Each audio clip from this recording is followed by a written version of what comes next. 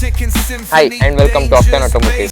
Today I have not one but two Maruti Suzuki Swift.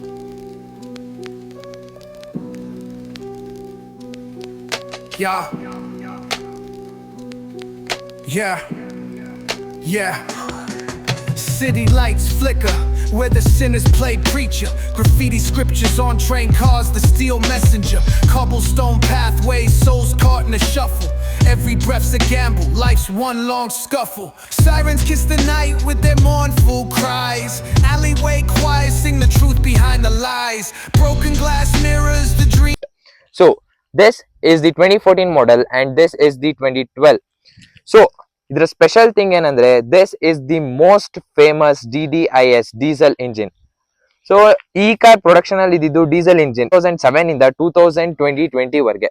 So this both are diesel model. So ಇದು ಬಂದು 2014 model, ಅದು 2012 model. So initially 2007 ಅಲ್ಲಿ 1.3 litre diesel engine ಬರ್ತಿತ್ತು. Later onwards after the face lifts 1.2 litre diesel engine ಬರ್ತಿದೆ. So ಇವೆರಡು ಕೂಡ 1.2 litre diesel engine. So going to the headlight. So ಎರಡು ಗಾಡಿಲೂ ನಿಮ್ಗೆ ಸೇಮ್ ಹೆಡ್ಲೈಟ್ ಸೆಟಪ್ ಬರುತ್ತೆ. Halogen headlights, halogen indicator, Suzuki logo. So ಇದು after market fog lamps. ಎರಡು ಗಾಡಿಲೂ after market fog lamps install ಆಗಿದೆ. ಟೈಲ್ ಲೈಟ್ಸ್ ಬರೋದಾದ್ರೆ halogen tail lamps, halogen indicator, halogen reverse light. So reverse parking ಕ್ಯಾಮ್ರಾನು after market ಇದರಲ್ಲಿ. So ಇದರಲ್ಲಿ ನಿಮ್ಗೆ ಯಾವುದೇ ಆದಂತ ಇನ್ಫೋಟೈನ್ಮೆಂಟ್ ಸಿಸ್ಟಮ್ಸ್ ಬರ್ತಾ ಇರಲಿಲ್ಲ, ಬರೀ MP3 ಪ್ಲೇಯರ್ಸ್ ಬರ್ತಾ ಇತ್ತು. ಸೊ ಈ ಗಾಡಿಲಿ ಆಫ್ಟರ್ ಮಾರ್ಕೆಟ್ ಇನ್ಫೋಟೈನ್ಮೆಂಟ್ ಸಿಸ್ಟಮ್ ಇದೆ. So going to the side profile. So in this 2014 model ನಿಮ್ಗೆ ಸ್ಟೀಲ್ ವೀಲ್ಸ್ ಕಾಣಿಸ್ತಾ ಇದೆ. ಸೊ ಇದು ಬಂದು ಕಂಪ್ಲೀಟ್ಲಿ ಸ್ಟಾಕ್ ವೀಲ್ಸ್, ಯಾವುದು ಕೂಡ ಚೇಂಜಸ್ ಇಲ್ಲ. ಸೊ 165/80 14 ಇಂಚಸ್ ಬರುತ್ತೆ. You get disc brakes at the front and drum brakes at the rear. Indicators are placed on the ORVMs at body colored door handles. So ಈ model ಬರೋದಾದ್ರೆ ಇದು 2012 and the owner has upgraded the wheels. So after market alloy wheels ಇದೆ, tyres ಕೂಡ ಇದೆ. So ಇದರ size ಬಂದು 195/60 one size upgrade ಮಾಡಿಸ್ಕೊಂಡಿದ್ದಾರೆ. So you can see the beautiful DDIS badging, the most loved, the most fascinating to drive, the most powerful ever in the Swift lineup. So ಎರಡರ face ಕೂಡ same ಇದೆ. So going to the engine specifications.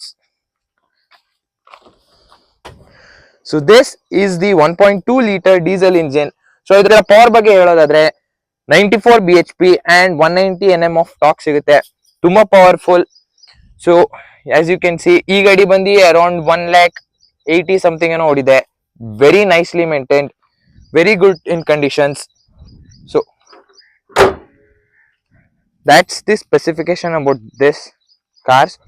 So ಈ ಗಾಡಿ most famous ಆಗಿದ್ದು diesel engines ಇಂದಾನೆ and ಇದರ sport edition ಅಂತಾನು ಬರ್ತಾ ಇತ್ತು. ಸೊ ಅದರಿಂದಾನೇ ಈ ಗಾಡಿ ತುಂಬಾ ಹೈ ಸೇಲ್ಸ್ ಗೇನ್ ಮಾಡ್ತು ಅಂಟಿಲ್ 2020.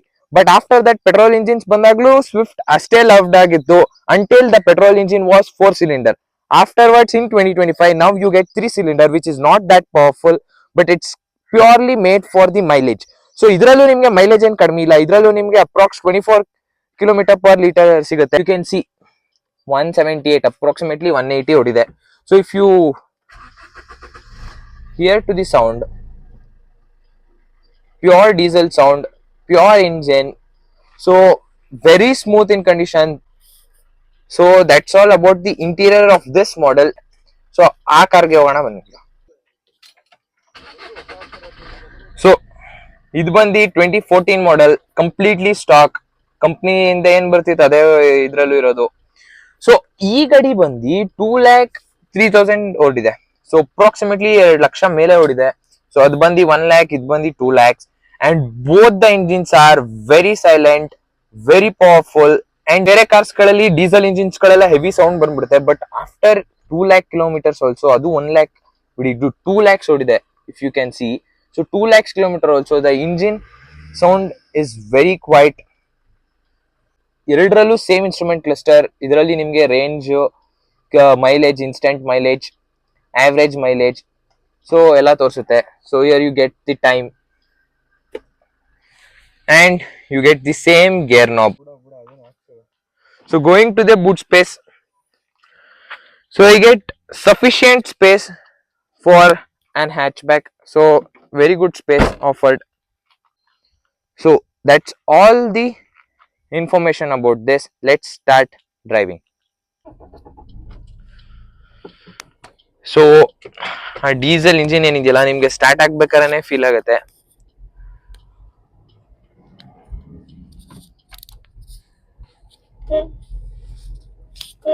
ಸೊ ನಾವು ಓಡಿಸಿರೋದು ಬಂದು 2014 ಮಾಡೆಲ್ ಡೀಸೆಲ್ ಇಂಜಿನ್. ಸೊ ಇದು ಕಂಪ್ಲೀಟ್ ಸ್ಟಾಕ್ ಅಲ್ಲಿ ಇದೆ, ಯಾವುದೇ ಅಂತ ಟೈರ್ ಅಪ್ಗ್ರೇಡ್ಸ್ ಇಲ್ಲ, ಏನ್ ಕಾಸ್ಮೆಟಿಕ್ ಚೇಂಜಸ್ ಏನು ಇಲ್ಲ. So it's purely stock.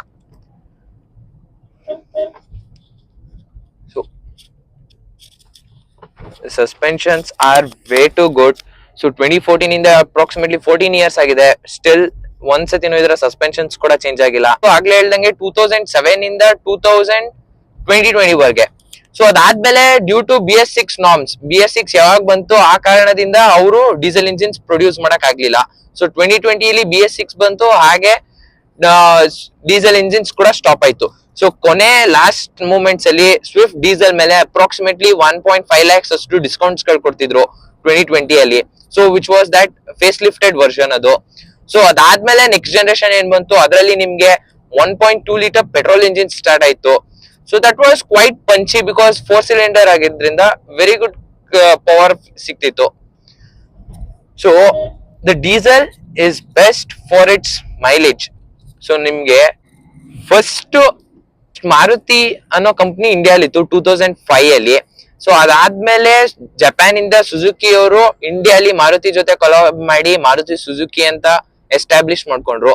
So ಅದಾದ್ಮೇಲೆನೆ ನಿಮ್ಗೆ 2007 ಅಲ್ಲಿ ಫಸ್ಟ್ ಜನರೇಷನ್ ಸ್ವಿಫ್ಟ್ ಬಂದಿದ್ದು. ಸೊ ಫಸ್ಟ್ ಜನರೇಷನ್ ಅಲ್ಲಿ ಕೂಡ ಡೀಸೆಲ್ ಇತ್ತು. ಸೊ ಈ ಗಾಡಿ ಬಂದು second generation. So first generation pic ಕೂಡ ನೀವು ನೋಡ್ಬೋದು ಸ್ಕ್ರೀನ್ ಮೇಲೆ. ಸೊ ಕಾಸ್ಮೆಟಿಕ್ ಚೇಂಜಸ್ ಮಾತ್ರ ಇತ್ತು. ಫಸ್ಟ್ ಜನರೇಷನ್ ಅಲ್ಲಿ ನಿಮ್ಗೆ 1.3 ಲೀಟರ್ ಡೀಸೆಲ್ ಇಂಜಿನ್ ಬರ್ತಾ ಇತ್ತು, ಅಂಡ್ ಇದು ಬಂದು 1.2 ಲೀಟರ್ ಡೀಸೆಲ್ ಇಂಜಿನ್. ಸೊ ಈ ಸೆಕೆಂಡ್ ಜನರೇಷನ್ ಏನಿತ್ತಲ್ಲ, so it took the sales to the next level. ಅಂದ್ರೆ ಒಳ್ಳೆ ಹೈ ಅಮೌಂಟ್ ಆಫ್ ಸೇಲ್ಸ್ ಆಯ್ತು. So overall Swift diesel ಎಷ್ಟು ಇಂಡಿಯಾಲ್ ಸೇಲ್ ಆಯ್ತು ಅಂದ್ರೆ 30 lakh units. If you believe it or not, 30 lakh units from the first gen to the last gen of diesel, 30 lakh units ಇಂಡಿಯಾಲ್ sale ಆಗಿದೆ.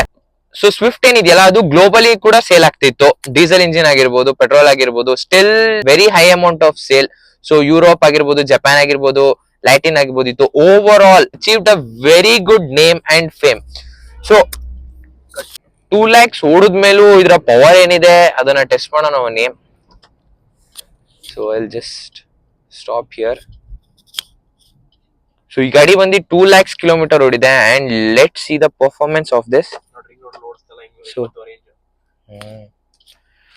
So into the first gear, hand brakes on. So ನಿಮ್ಗೆ ಇದು first gear ಅಲ್ಲಿ complete rev ಆಗುತ್ತೆ till 5000 RPM ತನಕ till dead line rev ಆಗುತ್ತೆ. And so if you launch it at 4000 RPM,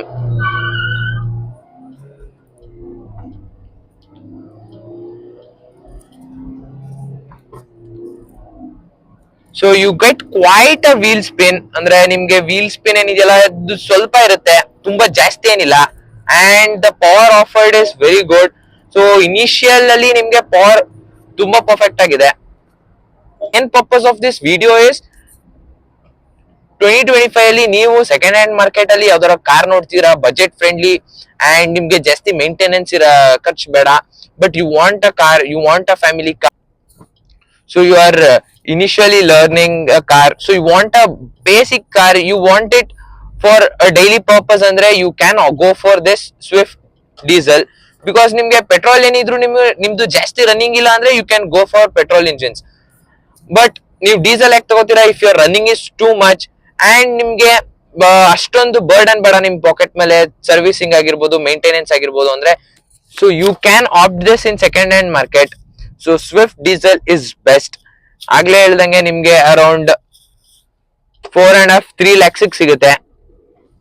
so which is very good amount. Maintenance ನಿಮ್ಗೆ ಅಷ್ಟು ಬರಲ್ಲ. So that's all I wanted to say about this Swift Diesel. You can definitely go for it in the second hand market. Find the best car for you and enjoy the driving. So thanks for watching. Please do subscribe. Blood Thank you. rivers flowing through urban chains. Skyscrapers whisper the secrets they hold.